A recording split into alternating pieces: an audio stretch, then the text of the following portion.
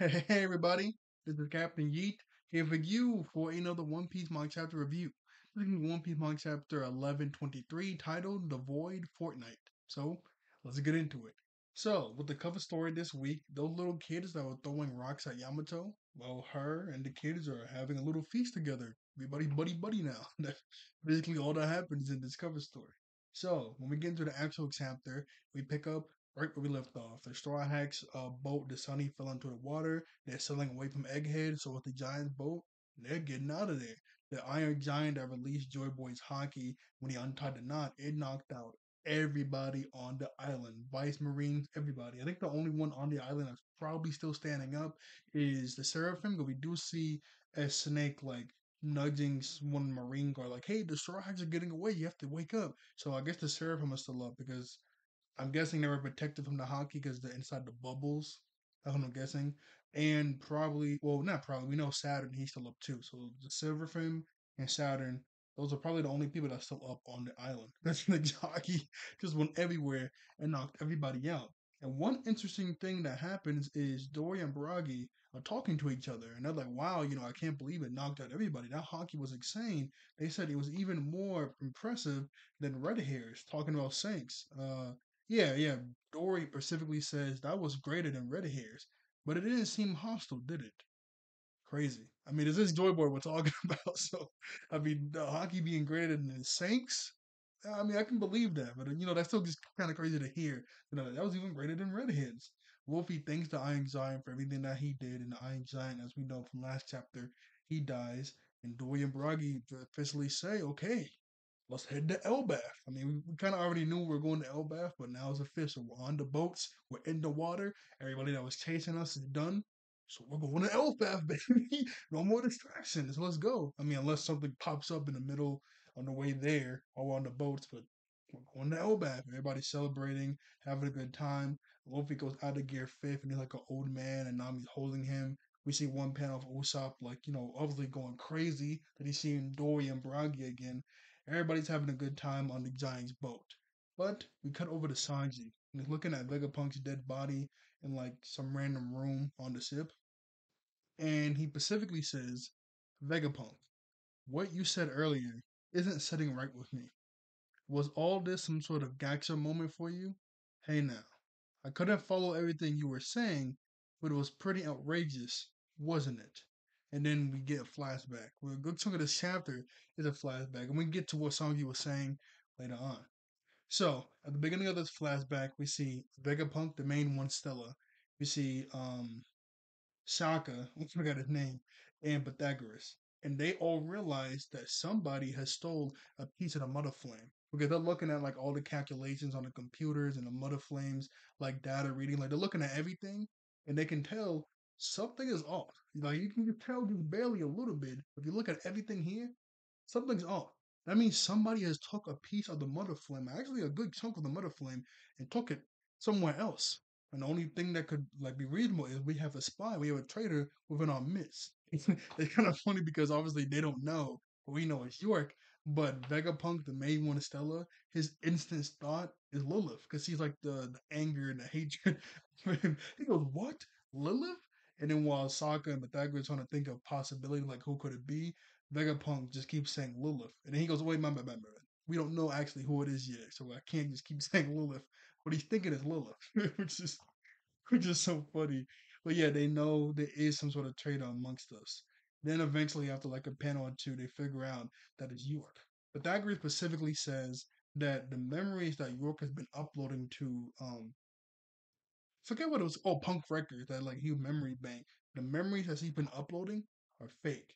He doesn't go specifically into how he knows they're fake, but yeah, they're fake. And I'm guessing he would know because I don't think she helps out with any of the mechanical stuff. I mean, she is smart enough to help out, but her job and duty is to use the bathroom and to sleep.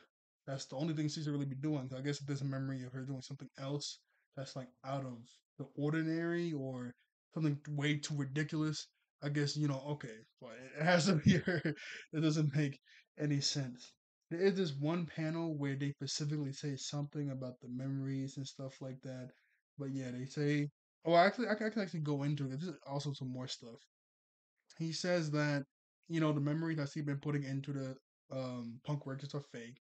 He says he also found a white transponder now jamming on jamming our stuff.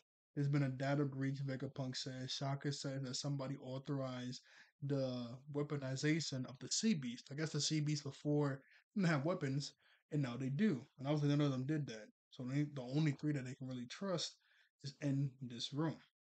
Vegapunk also says, "Oh yeah, before I forget, I kind of forgot that there's like a little mini time skip because this flashback of all three of them trying to figure out what to do is 2 weeks before the Straw Hats officially got on the island, and then like the next panel will be like 1 week before, then like the next panel will be like 6 days before. It like does that like speaking of the time each time they do something. Excuse me. So, and they also find out that Lilith has gave the government the information that he's been looking into the void century. So obviously, that's pretty bad. That's pretty bad. The fact that they know that too. Excuse me. And then eventually they see that the kingdom of Lucia has been wiped off the planet. It's not there anymore, and they can see the sea level rising based off what he was saying in the video recording of the transponders now. And they put two and two together, like, oh, Lilith must have took that big source of the mother flame energy and gave it to the government. That's the only reasonable thing that'll be able to power something that massive to wipe a whole island, the face of the map. That's the only thing that could be reasonable for that. So yeah, that's pretty bad too. And actually, before I continue, I'm gonna pause the video real quick so I can read specifically what this is. It's a lot of words. There's a lot of words and a lot going on in each panel. Okay, so after that, Vegapunk, the main one, Stella, he starts beating himself up because this is all kind of his fault. Because each one of the other Vegapunks are made from a different emotion of his, and that is his emotion inside of York that betrayed everybody. So he's kind of blaming himself. Stella and Pythagoras are like, "Hey, we can escape. We have to go now. I mean, we have a pretty jump start." But obviously, Vegapunk Stella's like, "No, there's no use. They still know that we're thinking about. We're not even thinking. They know that we're looking into the void century." They don't like that at all. So they're probably gonna send CP0 agents, top Marines, Admiral, whoever. Like they're gonna send some people to chase after us to the ends of the earth. We're gonna be running for the rest of our lives, so there's no point. Do prepare a boat for the civilians on Egghead. They have nothing to do with this. We need to make sure they can get away. We have the technology to make our voice booming across the whole world before we die. So we have the right to tell everybody what is going on. And he says that I will sell my life dearly if I have to die. And he apologizes for wrapping Shaka and Pythagoras into this. I really like this one scene where Shaka and Pythagoras goes, "Oh, no problem. I mean, hey, we're both Vegapunks. We're thinking the same thing." So, and they also bring up how they're gonna die soon, and they say, "What do death even mean?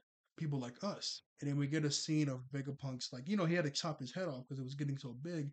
We see that gigantic head in a jar over to the side, and Vegapunk goes, "You're right. I don't know." So unless they're trying to hint that they're gonna put his that part of the brain that's still alive in that jar into something else, like another body, another seraphim, who knows? I don't know. I mean, they might be hinting at that. They might not be, but yeah, it's like 50-50 if Oda would do that. I mean, I guess we don't really. I guess we do need Vegapunk, but we don't really need him. But kind of we do. So I don't know. It's like I said, 50-50. They'll like put his consciousness into something else to where we still get Vegapunk in the story, but in like a new body. It's 50-50. It's like 50-50 with that one. Anyway, before we go on to the next panel, I do want to mention Vegapunk does say we need to make sure we keep the technology of the white cloud safe, the cloud technology to able to make new sky islands, because since they know that sea level is going to rise, they said this is going to be important for the future since they can make, floating islands. Like, Sky P would be perfect for a world that's going to sink. That'd be perfect. I don't remember a Pacific, well, I guess that kind of makes sense later on, but I'll come back to that. I'll come back to that. So anyway, we get a scene of Vegapunk tinkering with the Iron Giant, putting the transponder signal inside of it, and York kind of sees him do that. I guess that's how she like thinks about it. Like, oh, it has to be in there. Like later on, in Egghead, and he just tells her like, oh, I'm just testing it out because we have to make sure the mother flame could maybe power this thing back up. So he goes, yeah, you're right. And that's kind of unique and funny because, like I said, I guess her only memory should be just using the bathroom and sleeping.